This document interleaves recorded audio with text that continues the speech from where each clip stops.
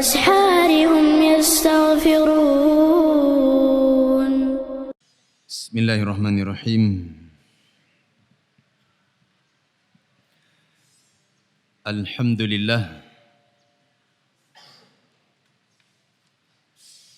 والصلاة والسلام على رسول الله وعلى آله وأصحابه ومن تبع هداه.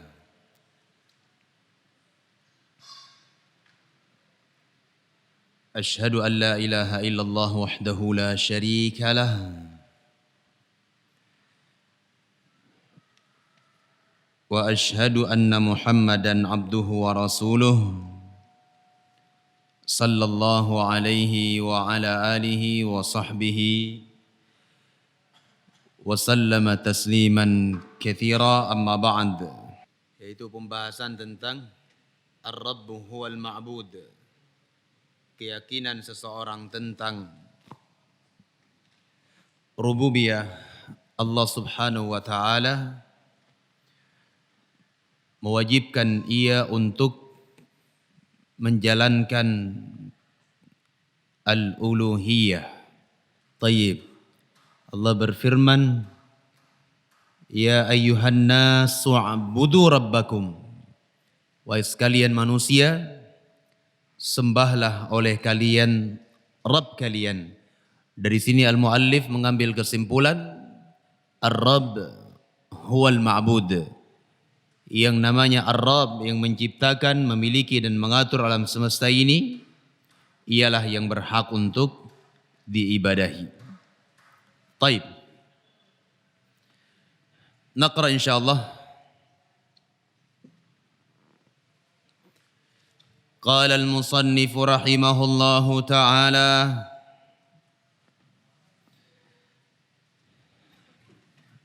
wa anwa'ul ibadati allati amara Allah biha mithlul islam wal iman wal ihsan. Dan jenis-jenis ibadah yang Allah Subhanahu wa taala perintahkan dengannya seperti Islam, al-iman wal ihsan. Wa minhu ad-du'a, di antaranya adalah ad-du'a. Wal khauf, al-khauf adalah rasa takut. War raja, pengharapan. Wat tawakkul, tawakkal. War raghbah, war rahbah, rasa harap. War rahbah, dan rasa takut.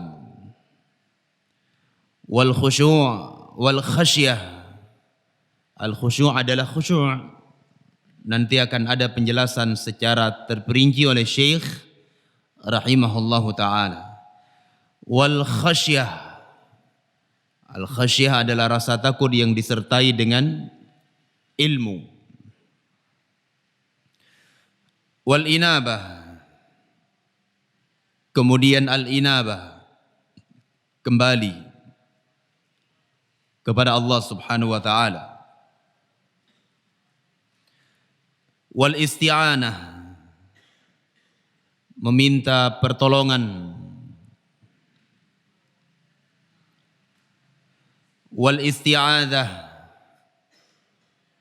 meminta perlindungan. Wal istighatsah, dan meminta bantuan. Wal dzabhu, dan adzabah, sesembelihan. Wan nadhar, dan yang terakhir adalah nadhar. Wa ghairu dzalika min anwa'il ibadati allati amara Allahu biha, dan yang selain dari itu dari jenis-jenis ibadah allati amara Allahu biha, yang Allah Subhanahu wa taala perintahkan dengannya. Kulluha lillah, semuanya untuk Allah tabaraka wa ta'ala. Wad dalilu qauluhu ta'ala, dalilnya adalah firman Allah Subhanahu wa taala, wa annal masajida lillahi fala tad'u ma'allahi ahada. Sesungguhnya masjid-masjid adalah milik Allah, maka janganlah kalian beribadah kepada seorang pun bersama Allah Subhanahu wa taala. Faqala Syekh, kemudian Syekh mengatakan, faman sarafa minha syai'an li ghairillahi, maka barang siapa memalingkan minha syai'an, sesuatu dari ibadah tersebut, li ghairillah,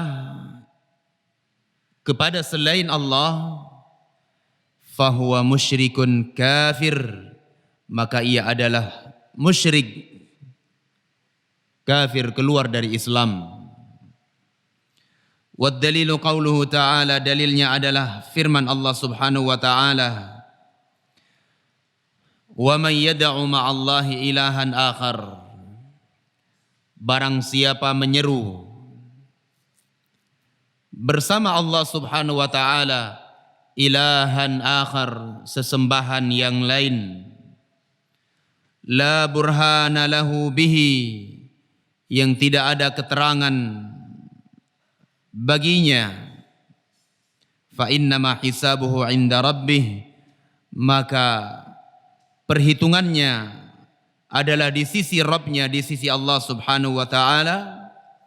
Innahu la yuflihul kafirin, sesungguhnya tidak akan beruntung orang-orang kafir tersebut. Baik ayyuhal ikhwah, sampai di sini insyaallah kita akan bahas poin pembahasan ini ke dalam 4 poin pembahasan.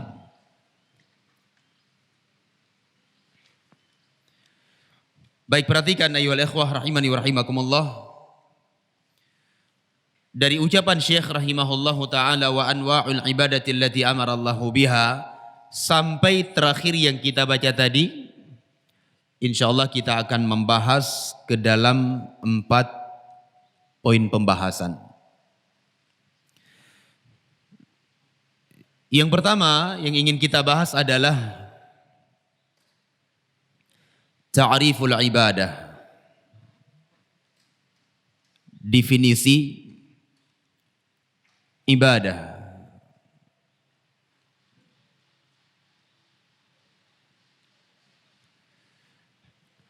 Ibadah itu adalah imtithalu khitab syara' al-muqtarinu bil hubbi wal khudu'.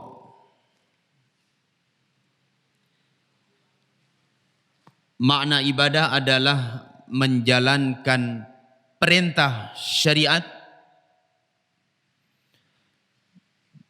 menjalankan perintah syariat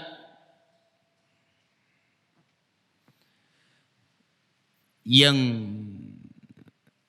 disertai dengan kecintaan serta pengerendahan diri kepada Allah tabaraka wa ta'ala. Saya ulangi,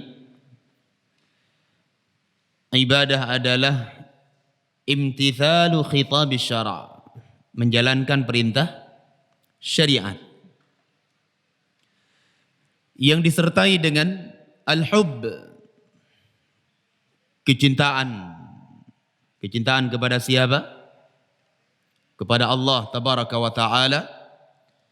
Wal khudu', serta pengerendahan diri atau penundukan diri kepada Allah tabaraka wa ta'ala. Ini makna ibadah. Pada beberapa pertemuan yang lalu saya sebutkan beberapa definisi yang disebutkan oleh ulama yang lainnya. Apa yang pernah saya sebutkan? Ibadah itu kalau ditinjau dari sisi perbuatan artinya apa? Al-khudu', tadallul wal khudu', merendahkan diri atau memperhambakan diri kepada Allah Azza wa Jalla. Adapun dari sisi jenis ibadah itu apa? Ismun jami'un likulli ma yuhibbuhu Allah wa yardah minal aqwal wal a'mal al-zahirah wal batinah. Masih ingat ini? Masih ingat ya? Baik. Taib ayyuhal ikhwah rahimani wa rahimakumullah. Wal ibadah usuluha thalathah. Diterangkan oleh para ulama bahwasanya yang namanya ibadah itu pokoknya itu ada 3. Pokok ibadah itu ada 3. Gak mungkin bisa keluar dari 3 pokok ini.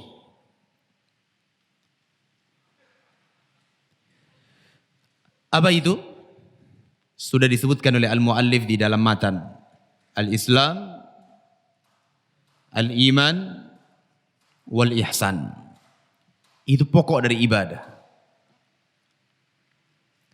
Pondasi atau pokok dari ibadah. Ada 3. Apa itu? Al-Islam, al-iman, wal-ihsan. Ketiga-tiganya ini insyaallah kita akan bahas di dalam landasan yang kedua dari kitab ini. Kita ini sedang membahas landasan yang keberapa ini? Landasan yang pertama, yaitu mengenal siapa? Mengenal Allah tabaraka wa ta'ala. Baik, bisa dipahami ya ikhwah? Saya ulangi dari awal. Ibadah adalah menjalankan perintah syariat yang disertai dengan kecintaan serta penundukan atau pengerendahan diri kepada Allah Subhanahu wa ta'ala.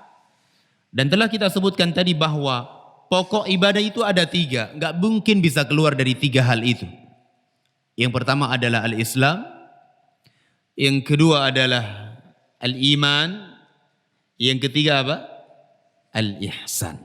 Itu 3 pokok ibadah. Baik, ini poin pembahasan yang pertama. Yang kedua, yang akan menjadi pembahasan kita di dalam matan yang kita baca tadi adalah anwa'ul ibadah. Jenis-jenis ibadah. Ada berapa jenis ibadah ayyuhal ikhwah?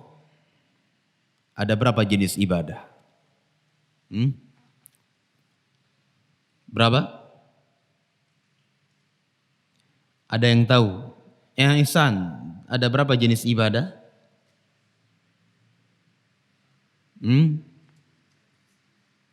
Berapa? Gak tahu. 2. Apa itu?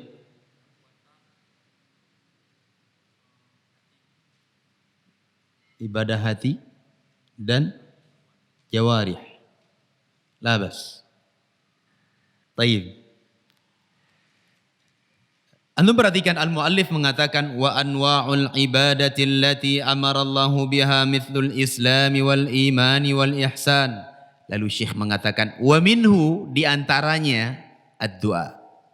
Nah, di sini Syekh menyebutkan ada 14 jenis ibadah. Syekh menyebutkan ada 14 jenis ibadah.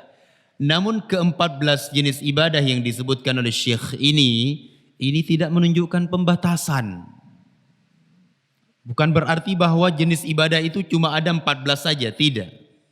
Syekh mengatakan apa? Wa minhu, di antaranya. Ya? Di antaranya adalah al-khawf, al-du'a, al-khawf, al-raja, tawakkul, al-raghbah, al-rahbah, al-khusyu', al-khasyah, al-inabah, al-isti'anah wal-istighathah, al-istighathah, al-dhabh wal-nadhar.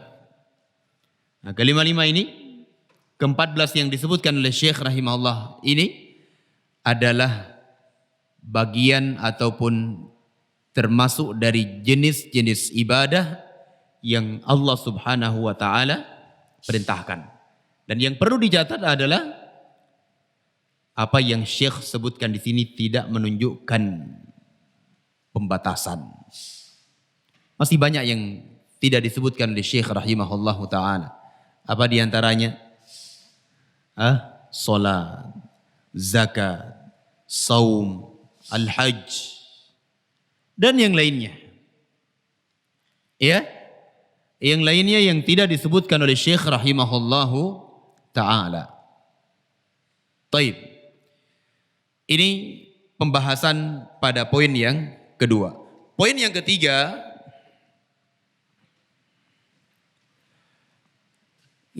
adalah wujubul ikhlas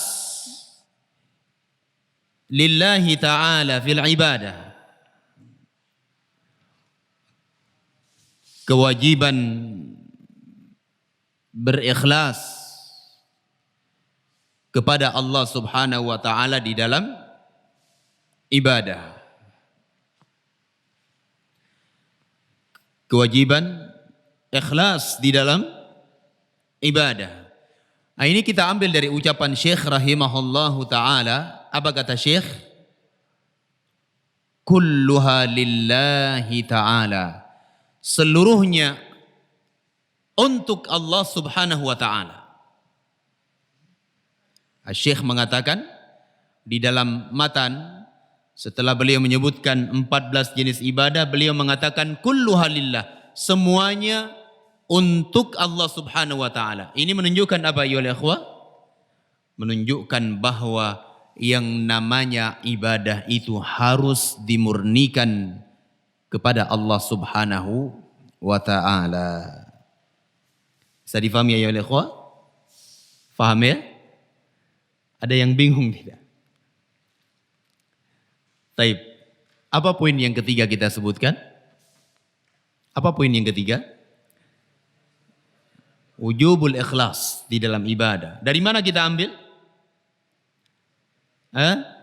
Diambil dari ucapan Syekh rahimahullahu ta'ala, kulluha lillah.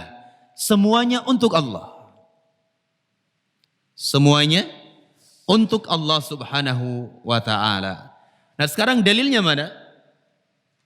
Dalilnya Syekh mengatakan wa annal masajida lillahi fala tad'u ma'allahi ahada. Bahwasanya masjid-masjid tersebut adalah milik Allah. Fala tad'u ma'allahi ahada. Janganlah kalian menyembah bersama Allah Subhanahu wa ta'ala sesuatu yang lainnya. Bisa difahami ya ikhwah? Ya, kita sekarang sedang membahas kesimpulan dari matan yang disebutkan oleh Syekh. Antum jangan berpikir kepada yang lainnya. Fokus terhadap matan yang kita baca. Kita baca wa anwa'ul ibadati allati amarallahu biha mithlul islami wal imani wal ihsan, sampai firman Allah Azza wa Jal, innahu la yuflihul kafirun. Bahwa kita simpulkan ada 4 pembahasan yang diinginkan oleh Syekh di dalam matan yang kita baca ini. Yang pertama apa?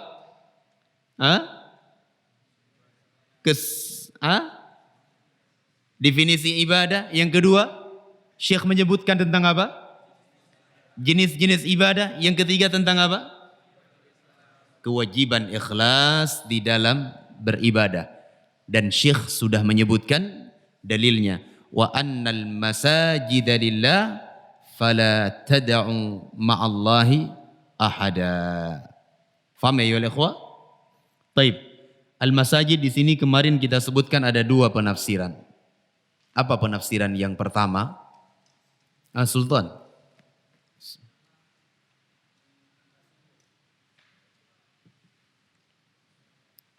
Yang pertama adalah tempat bersujud. Masjid seperti yang kita sedang duduk ini, ya, diambil dari kalimat masjidun, masjidani, masajid. Kalau masjid 1 masjid. Kalau 2 masjid apa? Masjidani. Kalau banyak masjid, masajid. Barakallahu fiik. Makna yang kedua apa? Abdurrahman, anggota sujud. Yang dimaksud dengan al-masajid di dalam ayat adalah anggota sujud. Diambil dari kata apa? Misjadun 1 anggota sujud. Misjadani 2 anggota sujud. Kalau banyak anggota sujud apa? Masajid, sama jamaknya. Nah, bagaimana kita membedakannya nanti? Ya sesuai dengan konteks kalimat yang ataupun pembahasan yang sedang dibahas. Demikian. Baik. Selesai kita dari poin pembahasan yang ketiga. Sekarang poin pembahasan yang keempat dan yang terakhir di dalam matan yang baru saja kita baca. Perhatikan. Poin yang keempat adalah Syekh rahimahullahu ta'ala berbicara tentang qa'idatun 'azimah liman sarafal ibadata li ghairillah. Beliau berbicara tentang sebuah kaidah besar. Beliau sedang berbicara tentang kaidah besar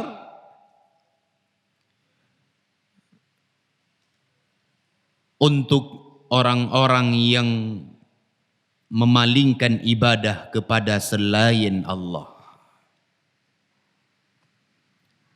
Saya ulangi, pembahasan keempat adalah Asy-Syaikh rahimahullah.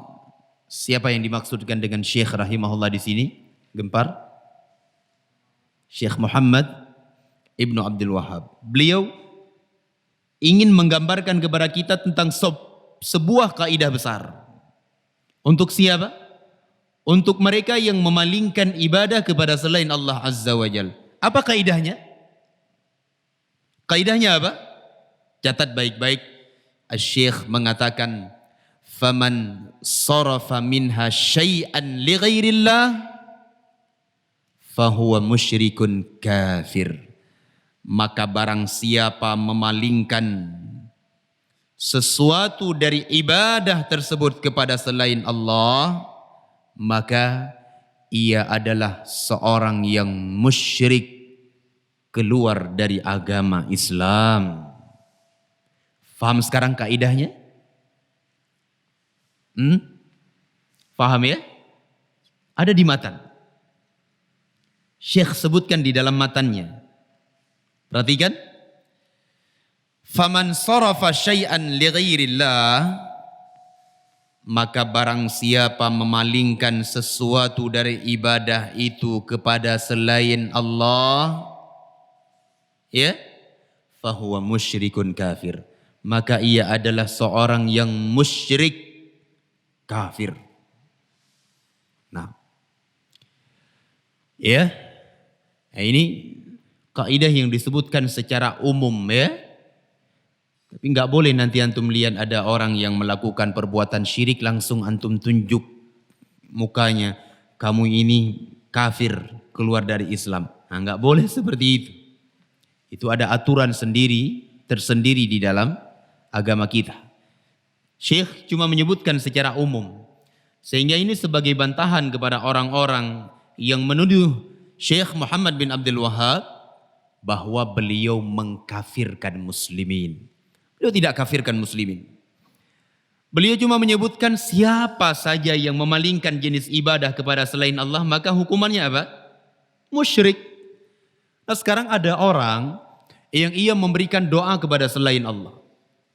Dia berdoa, wahai Syekh Abdul Qadir Jailani, tolong berikan keturunan kepada aku. Syirik apa tidak? Syirik. Ya. Misalnya ada orang yang meminta, wahai Syekh Abdul Qadir Jailani, turunkan kepada kami hujan. Jelas kesyirikan. Namun perlu diingat di sini kita tidak boleh untuk menta'yin, menunjukkan orangnya. Kamu itu sudah musyrik, kamu kafir, kamu keluar dari Islam. Ini tidak dibenarkan. Haram hukumnya. Bukan sembarangan orang seperti kita ini yang menyebutkan dan memutuskan hal-hal tersebut. Ini tugasnya para ulama yang dikembalikan kepada Al-Quran dan sunnah Nabi alaihi salatu wassalam. Faham sekarang apa yang dimaksud oleh Syekh rahimahullah ta'ala? Poin yang keempat yang beliau inginkan apa? Beliau menginginkan sebuah kaidah besar. Untuk siapa? Untuk mereka yang memalingkan ibadah kepada selain Allah Azza wa Jal. Apa kaidah itu? Kaidahnya apa? Barang siapa memalingkan sesuatu dari jenis ibadah kepada selain Allah, maka ia adalah seorang yang musyrik, keluar dari agama Islam. Dalilnya apa? Nah, sekarang perhatikan dalilnya. Dalilnya adalah firman Allah tabaraka wa ta'ala, "Wa man yad'u ma'allahi ilahan akhar." Barang siapa menyembah bersama Allah Subhanahu wa ta'ala ilahan akhar, sesembahan yang lainnya, la burhana lahu bihi, yang tidak ada keterangan baginya, fa innama hisabuhu 'inda rabbih, maka sesungguhnya hanya saja hisab perhitungannya tersebut di sisi Allah Subhanahu wa ta'ala. Ini berat ayyuhal ikhwah. Lebih berat dari Allah Subhanahu wa ta'ala mengatakan siapa yang menyembah kepada selain Allah Subhanahu wa ta'ala maka azabnya adalah ia akan digantung misalnya di dalam neraka. Misal. Lebih berat ketika Allah katakan fa innama hisabuhu 'inda rabbih. Perhitungannya itu di sisi Allah Subhanahu wa ta'ala. Yang jelas berat, kita tidak tahu seberat apa hukumannya tersebut. Paham ya? Saya kasih contoh. Misalnya, kalau ada di antara kalian yang keluar tanpa izin dari ma'had, maka akan dihukum 1 bulan tidak boleh keluar. 1. Contoh yang lainnya saya sebutkan, kalau kalian keluar dari ma'had tanpa izin, itu hukumannya itu ya kembali kepada mudir ma'had, terserah apa yang ingin beliau berikan. Kira-kira mana yang lebih berat? Mana yang lebih berat? Yang pertama atau kedua? Yang kedua lebih berat, karena kita tidak tahu. Yang jelas itu hukuman. Apa hukumannya kita tidak paham. Ya, kalau disebutkan hukumannya 1 bulan gak boleh keluar. Oh ya 1 bulan paling. Ini sama juga. Allah mengatakan fa innama hisabuhu 'inda rabbih. Hanya saja perhitungan atas dosanya tersebut itu di sisi Allah Subhanahu wa ta'ala. Ya, yang jelas hukumannya berat, tapi Allah tidak sebutkan bagaimana bentuk hukumannya. Ini yang membuat apa? Sesuatu yang sangat besar dari perbuatan kesyirikan itu. Ya. Kemudian di akhir ayat Allah mengatakan innahu la yuflihul kafirun. Sesungguhnya tidak akan beruntung orang-orang kafir, tidak beruntung. Ya. Disebutkan orang-orang kafir. Siapa maksudnya? Mereka yang memberikan ibadah dan memalingkannya kepada selain Allah tabaraka wa ta'ala. Sampai di sini bisa difahami ayolah ikhwah? Faham ya? Nah, jadi tadi kita baca dari matan wa anwa'ul ibadatil lati amarallahu biha sampai nukilan firman Allah innahu la yuflihul kafirun. Ada 4 pembahasan atau kesimpulan yang Syekh inginkan. Yang pertama beliau ingin jelaskan kepada kita tentang definisi ibadah, apa itu ibadah dan pokok-pokok ibadah itu apa. Itu pertama. Yang kedua apa? Pembahasan tentang kewajiban apa? Yang kedua adalah jenis-jenis ibadah. Beliau sebutkan ada ad-du'a, ada al-khawf, ar-raja, tawakkul. Dan telah kita sebutkan tadi ini bukan pembatasan. Ya? Beliau cuma sebutkan contoh saja. Kemudian yang ketiga yang beliau inginkan apa? Wajibnya kita mengikhlaskan ibadah itu kepada Allah tabaraka wa ta'ala. Ya. Kemudian yang keempat yang beliau inginkan di dalam matan ini apa? Beliau ingin sebutkan di sana ada sebuah kaidah besar. Ya? Untuk siapa? Untuk mereka yang memalingkan ibadah kepada selain Allah. Apa kaidahnya? Faman sarafa minha syai'an li ghairillah fahuwa musyrikun kafir. Dalilnya apa? Beliau sebutkan dalil di dalam suratul Mu'minun ayat 117. Faham ya? Ini kesimpulan dari pembahasan kita. Taib, kita baca. Qala al-muallif rahimahullahu ta'ala wa fil hadis. Nah, ini sekarang beliau sudah mulai masuk ke dalam jenis-jenis ibadah. Kalau di matan tadi beliau sebutkan secara global, nah sekarang beliau ingin rinci satu persatu dari 14 jenis ibadah yang beliau sebutkan sebagai contoh. Ya.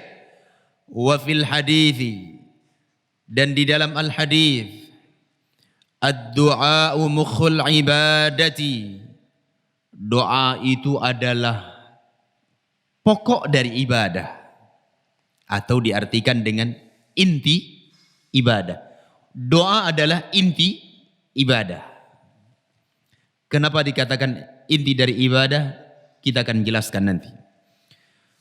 Wad dalilu qauluhu ta'ala, dalilnya adalah firman Allah Subhanahu wa taala, wa qala rabbukum ud'uni astajib lakum. Telah berkata Rabb kalian. Siapa Rabb kalian?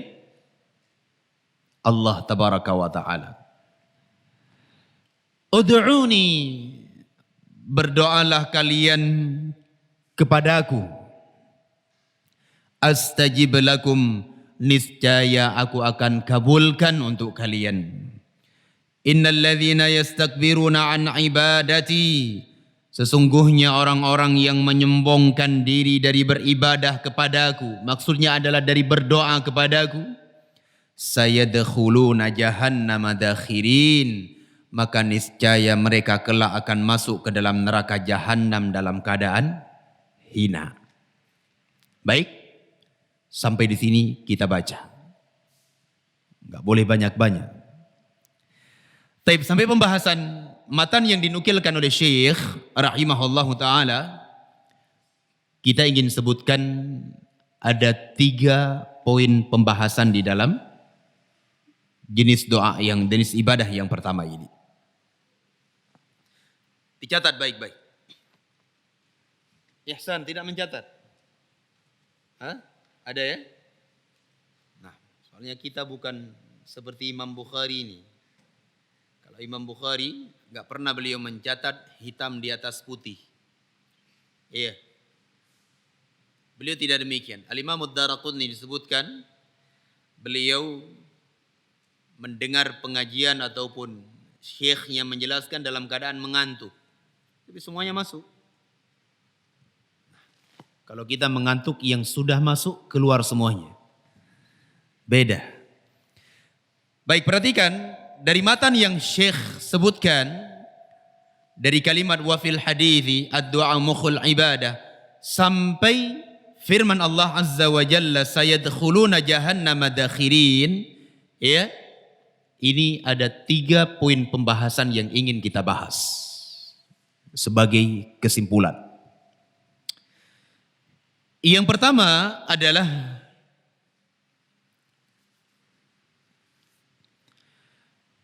ta'rifud doa.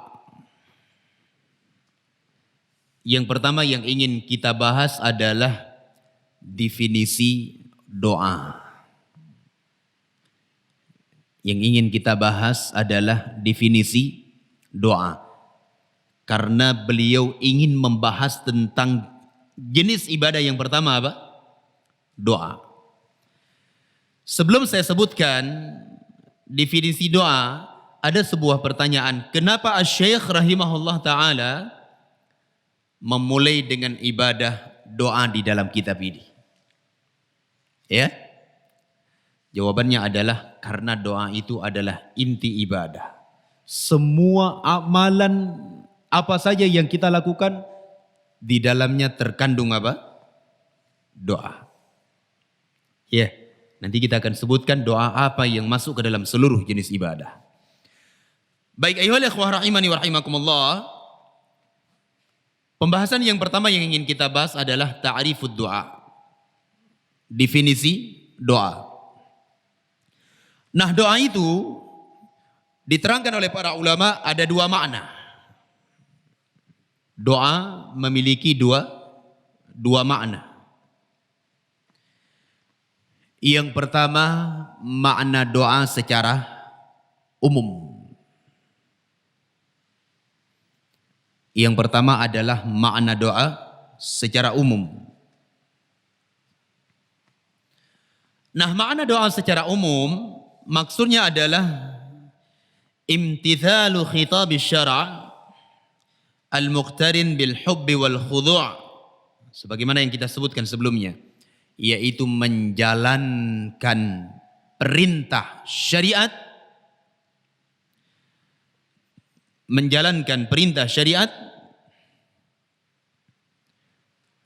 yang disertai dengan kecintaan dan penundukan diri. Itu doa secara umum. Yeah.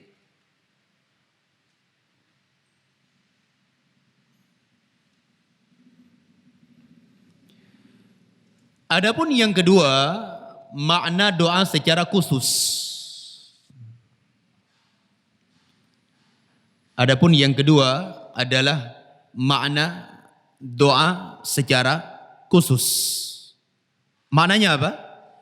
Doa secara khusus pengertiannya adalah talabul abdi min rabbih husula ma yanfa'uhu wa dawamahu wa daf'a ma yadhurruh. Doa, pengertian doa secara khusus adalah permintaan seorang hamba dari Rabb-nya,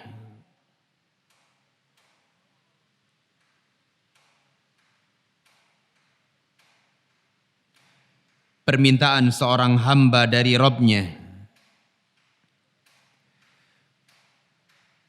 sesuatu yang bisa memberikan manfaat,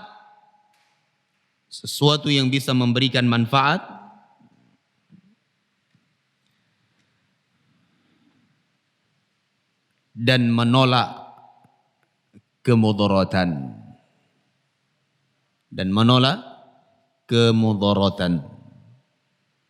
Nah, ini definisi ad-doa. Taib, sampai di sini bisa difahami? Iya. Adapun pembahasan yang kedua, saya sebutkan dulu secara global. Nanti perinciannya besok kita sebutkan. Pembahasan yang kedua yang ingin kita bahas adalah anwa' ad-doa, jenis-jenis doa. Yang kedua adalah jenis-jenis doa. Antum kasih sedikit kekosongan di dalam catatan antum karena doa itu ada dua nanti. Ada doa al-ibadah, ada doa al-mas'alah. InsyaAllah kita akan jelaskan besok. Sedangkan poin pembahasan yang ketiga yang ingin kita bahas adalah dalil yang menunjukkan bahwasanya doa adalah ibadah. Dalil yang menunjukkan bahwasanya doa itu merupakan ibadah yang tidak boleh dipalingkan kepada selain Allah tabaraka wa ta'ala. Baik. Bisa difahami ini? Ini 3 pokok pembahasan yang akan kita bahas di dalam matan yang ditulis oleh Syekh rahimahullah ta'ala. Jadi antum jangan keluar dari pembahasan. Dari sini aja faham.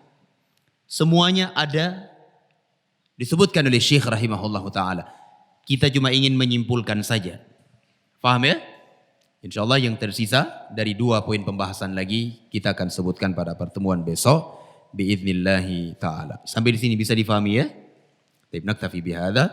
Subhanakallahumma wa bihamdik. Asyhadu an la ilaha illa ant astaghfiruka wa atubu ilaik. Tafaddalu wa barakallahu fikum.